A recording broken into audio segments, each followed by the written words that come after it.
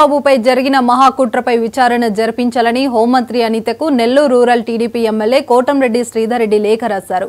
బాబుపై YCP ప్రభుత్వం అక్రమ కేసులు పెట్టి 53 రోజులు జైల్లో ఉంచిందన్నారు.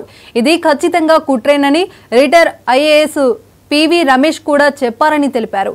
సీఎంఓలో పెద్దల మద్దతు ఉంటేనే ఈ కుట్ర సాధ్యమవుతుందని, దీనిపై విచారణ చేయాలని డీజీపీకి లేఖ కూడా రాశారని ఆయన పేర్కొన్నారు.